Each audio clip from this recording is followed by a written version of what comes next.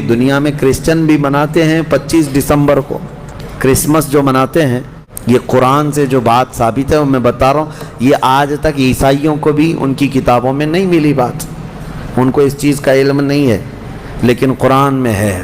مذہب عیسائیت، یا جس کو آپ یہ سمجھ لیں عیسیٰ علیہ السلام کا جو دین تھا وہ دین اسلام کے عقائد سے مختلف نہیں تھا، اس دین میں بھی اللہ کو ایک مانا جاتا، اور عیسیٰ علیہ السلام کو اللہ کا بندہ اور ان کا رسول، اللہ کا رسول۔ یہ دین اسی طرح چلتا رہا اور اسی کی تبلیغ بھی ہوتی رہی، لیکن یہودیوں کو یہ بات نہ بھائی۔ یہودی اس وقت سے عیسیٰ علیہ السلام پر الزام لگاتے تھے، ان کی ماں کو گالیاں دیتے تھے، بی بی مریم پر تہمت رکھتے تھے، ناپاکی کی تہمت لگاتے تھے یہ یہودی۔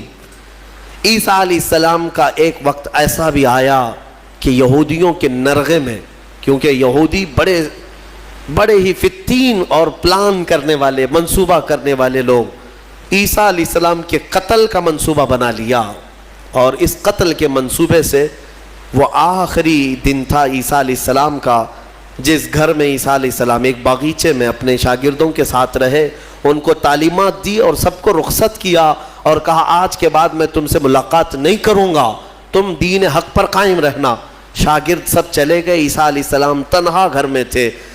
یہودیوں کی ایک جماعت آئی قتل کے منصوبے سے، اور سب کے سب ہتھیار سے لیس ہو کر حضرت عیسیٰ علیہ السلام کے گھر کا گھیراؤ کر لیے، اور گھیراؤ کر کے رات کے وقت آپ کو قتل کا منصوبہ تھا، لیکن یہودیوں نے اپنے ایک آدمی کو اندر بھیجا کہ جاؤ دیکھ کر کے آؤ عیسیٰ کیا کر رہے ہیں، کس حالت میں ہے۔ ایک شخص اندر آیا عیسیٰ علیہ السلام کو دیکھنے کے لیے، یہودیوں کا ایک شخص اندر آیا، اور جیسے ہی وہ اندر آیا قرآن میں مولا فرماتا ہے وَلَكِنْ شُبِّهَ لَهُمْ، یعنی جس کا مفہوم یہ ہے کہ اللہ نے عیسیٰ علیہ السلام کی شکل اس آدمی کو دے دی، اور عیسیٰ علیہ السلام کو آسمانوں پر اٹھا لیا، آسمانوں پر اٹھا لیا۔ بَلْ رَفَعَهُ اللَّهُ إِلَيْهِ، قرآن میں اللہ فرماتا ہے اللہ نے ان کو اپنی طرف اٹھا لیا۔ عیسیٰ علیہ السلام آج بھی زندہ ہیں، آسمانوں پر باقی ہیں۔ اب وہ شخص اندر آیا، بہت دیر تک وہ باہر نہیں آ رہا تھا، تو یہودی باہر جو کھڑے تھے وہ پریشان تھے کہ ہمارا جو آدمی گیا ہے وہ آیا نہیں ابھی تک۔ اس کے بعد سبوں نے کہا چلو کہاں اس کو دیکھیں گے، حملہ کرتے ہیں۔ سب کے سب گھس گئے، اور اندر جو شخص تھا وہ عیسیٰ علیہ السلام کی شکل کا دکھ رہا تھا، اسی کو پکڑ کر لائے، اس کو خوب مارا، اور پھر لا کر کے باہر سولی پر چڑھا دیا، سولی پر چڑھا دیا، صلیب پر، اور پھانسی دے دی۔ پھانسی دینے کے بعد پھر ان کو یاد آیا ہمارا آدمی کہاں گیا جو ڈھونڈنے کے لیے گیا تھا۔ تو وہ کچھ لوگ تھے جو جانتے تھے پاؤں جو نیچے سے تھے وہ نہیں بدلے تھے، اللہ نے اس کی اصلی شکل پر ہی رکھا تھا۔ تو کچھ لوگوں نے پاؤں دیکھ کر کے کہا یہ تو ہمارا آدمی ہے، اس کے پاؤں تو ہمارے آدمی کی طرح ہے۔ لوگوں نے کہا اگر یہ ہمارا آدمی ہے تو پھر عیسیٰ کہاں گئے، عیسیٰ اس گھر سے کہاں گئے؟ ان کو ہم نے اندر جاتے دیکھا ہے، اندر ہم نے گھیراؤ کیا ہے، وہ کہاں گئے؟ اسی شک میں رہ گئے یہ عیسیٰ ہے کہ ہمارا آدمی ہے۔ کچھ کہتے ہمارا آدمی ہے، کچھ کہتے نہیں عیسیٰ ہے۔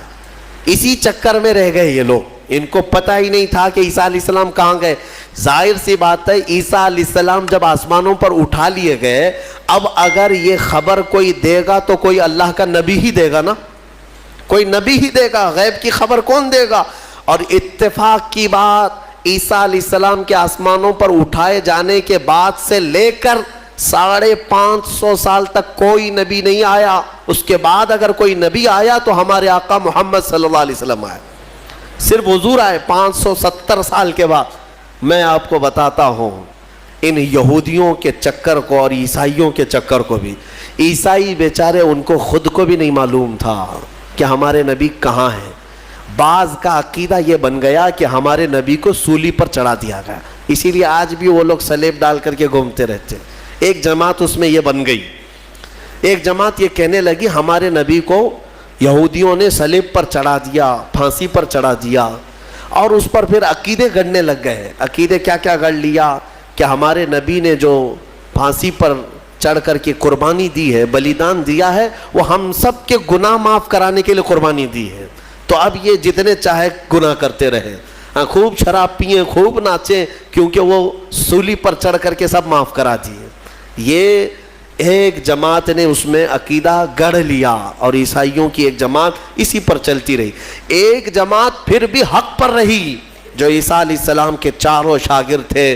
انہوں نے کہا نہ ہمارے نبی کو سولی پر چڑھایا گیا ہے, نہ ہمارے نبی نے ہمارے لیے قربانیاں دی ہیں, یعنی کہ وہ پھانسی پر چڑھ کر کے سب کے گناہ معاف کرائے, بلکہ ان کا عقیدہ تھا کہ اللہ رب العزت نے عیسیٰ علیہ السلام کو اپنے جلوں میں رکھا ہے. وہ کہاں ہے وہ اللہ بہتر جانے اور عیسیٰ جانے.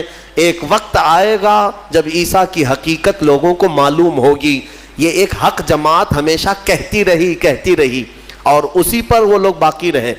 پھر اس میں فرقے بھی ہوئے, عیسائیوں میں بہت سارے فرقے بھی ہوئے, 70 سے زیادہ فرقے ہوئے, الگ الگ عقیدے. اور یہ فرقے بھی کس نے بنائے؟ یہودیوں نے بنائے. ان کے اندر گھس کر کے الگ الگ ان کے دماغ چینج کیے.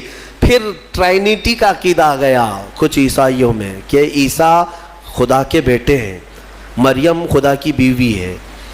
کچھ لوگوں کا عقیدہ یہ بنا. پھر کچھ لوگوں کا عقیدہ بنا کہ 3 خدا ہیں, ایک خدا اللہ, ایک خدا جبرائیل, ایک خدا عیسیٰ. آج بھی کچھ لوگ ہیں اس میں, پروٹسٹ ہیں, کیتھولک ہیں اور آرتھوڈاکس ہیں. یہ سب جو فرقے بنے سب میں تھوڑا سا فرق ہے عیسیٰ علیہ السلام کو ماننے کے لیے. بعض کہتے ہیں گاڈ ہے, فادر ہے, اور پھر یہ سن ہے اور میری ہے, یہ 3 خدا ہے. ٹرائنیٹی کے عقیدے بنے. اب میں آپ کو بتاتا ہوں, یہ میرے آقا صلی اللہ تعالیٰ علیہ وسلم کا احسان ہے پورے یہودیوں پر بھی اور عیسائیوں پر بھی, کیونکہ یہ جھگڑا کرتے رہے 500 سال تک. اتنا قتل کیا ہے عیسائیوں نے یہودیوں کا اور یہودیوں نے عیسائیوں کا. 500 سال اتنے قتل ہو گئے جس کا شمار نہیں کر سکتے. پورا فلسطین خون میں نہا جاتا تھا جنگوں میں. یہ دونوں جماعتیں لڑتی تھیں.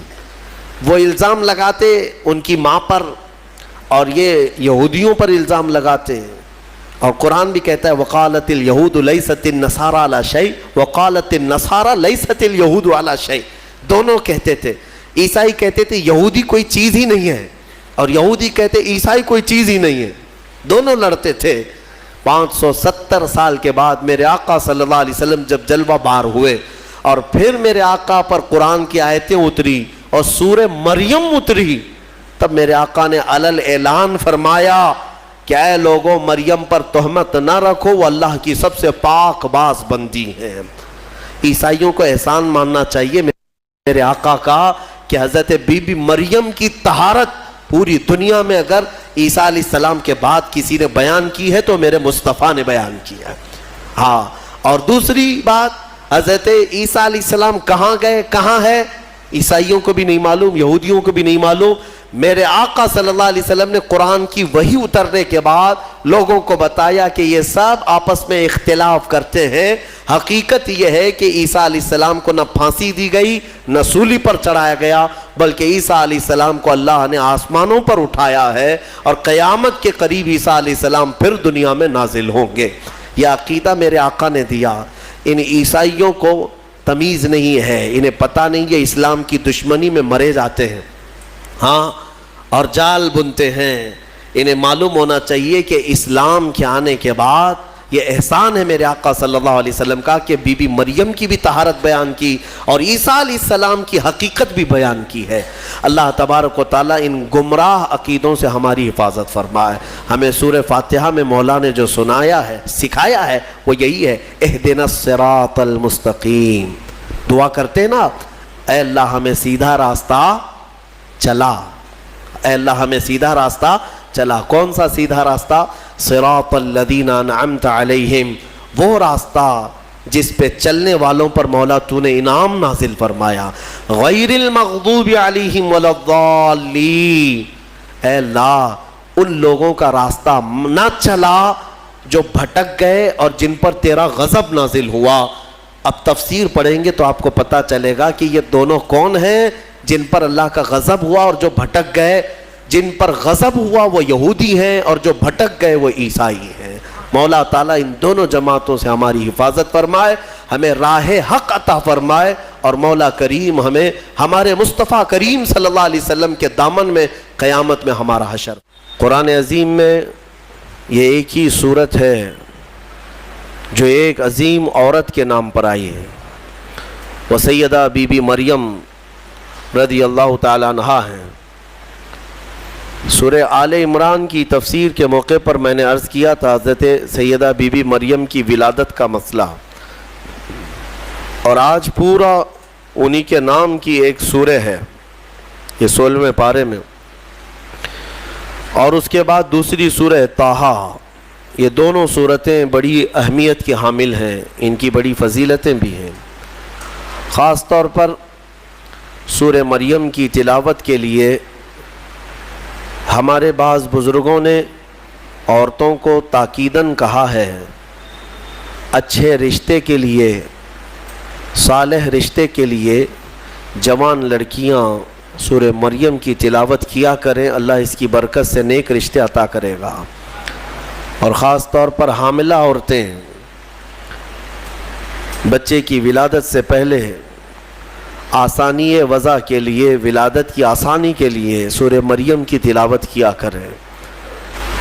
حضرت بی بی مریم نہایت ہی پاکیزہ خواتین میں ہیں، اور بلکہ دنیا کی سب سے پاک باز عورتوں میں آپ کا نام آتا ہے۔ آپ کی پرورش بیت المقدس میں ہوئی۔ جب آپ جوانی کو پہنچیں تو جوانی کو جب آپ آئیں تو ایک دن ایسا ہوا کہ جبرائیل امین علیہ السلام تشریف لائے اور یوں کہا کہ میں اللہ کی طرف سے تجھے ایک بیٹا دینے کے لیے آیا ہوں۔ حضرت بی بی مریم نے پکار کر کہا، مجھے بیٹا کیسے ہو سکتا ہے؟ اَنَّا يَكُونُ لِي غُلَامٌ وَلَمْ يَمْسَسْنِي بَشَرٌ وَلَمْ أَكُ بَغِيًّا، مجھے کیسے بچہ ہو سکتا ہے؟ آج تک مجھے کسی انسان نے چھوا بھی نہیں، کسی انسان نے مجھے، یعنی بلوغیت کے بعد کسی اجنبی مرد نے مجھے چھوا تک نہیں، وَلَمْ أَكُ بَغِيًّا، اور نہ ہی میں کوئی برے عادتوں والی عورت ہوں، تو مجھے بیٹا کیسے ہو سکتا ہے؟ تو جبرائیل امین نے کہا کہ میں تیرے رب کی طرف سے قاصد بن کر کے آیا ہوں، اور تیرا رب یہی چاہتا ہے کہ بغیر کسی انسان کے چھوئے تجھے اللہ ایک بیٹا عطا کرے۔ قال كذلك قال ربك هو علي هين، اور حضرت جبرائیل نے کہا کہ مریم، یہ تمہارے رب کے لیے کوئی مشکل مسئلہ نہیں ہے، جو رب تعالیٰ بغیر ماں اور بغیر باپ کے آدم کو پیدا کر سکتا ہو، وہ صرف بغیر باپ کے ایک عیسیٰ کو کیوں نہیں پیدا کر سکتا؟ تو انہوں نے ایک پھونک ماری جبرائیل امین نے، فنفخت من روحی، نہیں، یہاں پر آیت ہے حضرت جبرائیل علیہ السلام نے ان کو پیغام سنایا کہ اللہ تعالیٰ کی طرف سے تمہیں ایک بیٹا ہوگا، اور ان پر ایک پھونک ماری اور حضرت بی بی مریم حاملہ ہو گئی۔ اسی لیے عیسیٰ علیہ السلام کا ایک لقب ہے، ان کو روح اللہ کہا جاتا ہے۔ روح اللہ کہا جاتا ہے کیوں؟ اللہ کی روح نہیں، یہ اللہ تبارک و تعالیٰ کے امر سے، حکم سے، صرف پھونک سے آپ پیدا ہوئے، صرف ایک پھونک سے۔ بی بی مریم جب حاملہ ہو گئیں، اب وہ گھبرانے لگیں۔ یہ تو پتہ ہے جب حضرت بی بی مریم کو معلوم ہے، ان کے رب کو معلوم ہے، لیکن دنیا کیا کہے گی؟ کیا لوگ ایسے ہی مان لیں گے؟ لیکن سارے لوگ حضرت بی بی مریم کی طہارت کو تو مانتے تھے، ان کی پاکیزگی کا سب لوگ اقرار کرتے تھے، لیکن جب آپ حاملہ ہو گئیں تو پھر اللہ تبارک و تعالیٰ کا حکم ہوا آپ کو کہ آپ آبادی سے یہ نکل جائیں، یہاں سے دور نکل جائیں۔ اور کھجوروں کا ایک باغیچہ ہے، اس میں وہ چلی گئیں جب ولادت کا وقت قریب آیا، اور اللہ تبارک و تعالیٰ نے انہیں وہاں جانے کا حکم دیا۔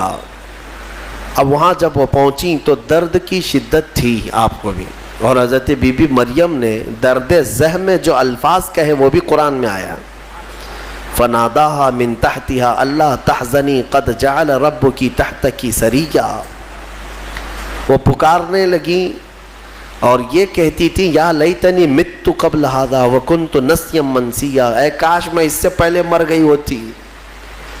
یہ درد جو ہوتا ہے نا بچے کی ولادت سے پہلے، یہ بہت شدید ہوتا ہے، اور عورتوں کو اسی کا اجر بھی دیا جاتا ہے۔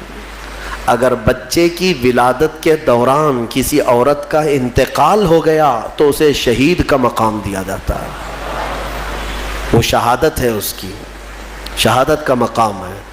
درد زہ کو، یہ جو ولادت کا درد ہوتا ہے عورتوں کو، بعض حکماء نے کہا ہے، کچھ حکیموں نے، کہ روح نکلنے کے وقت 40 ایسی بڑی ہڈیاں ہیں جس سے روح نکل جاتی ہے تو موت آ جاتی ہے۔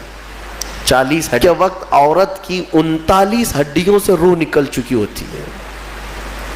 اب اس سے اندازہ کریں کہ وہ موت کے منہ میں قریب جا کر واپس آتی ہے۔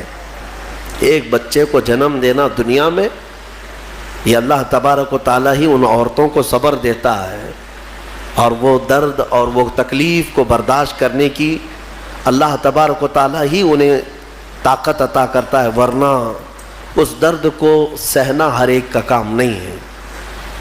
بہرحال حضرت بی بی مریم نے اس درد کی شدت میں جو پکارا وہ قرآن میں آیا ہے، قرآن میں آیا ہے۔ اسی لیے تو حدیث پاک میں بھی ملتا ہے کہ سوال ہوا میرے آقا صلی اللہ تعالیٰ علیہ وسلم سے کہ میں یا رسول اللہ اپنی بوڑھی ماں کو اپنے کندھے پر بٹھا کر حج کرا چکا ہوں، خانہ کعبہ کے ساتھ طواف، اور گرم زمین جس میں ننگے پیر میرے تلووں میں آبلے پڑ گئے ہیں، تو کیا میں نے اپنی ماں کا حق ادا کر دیا؟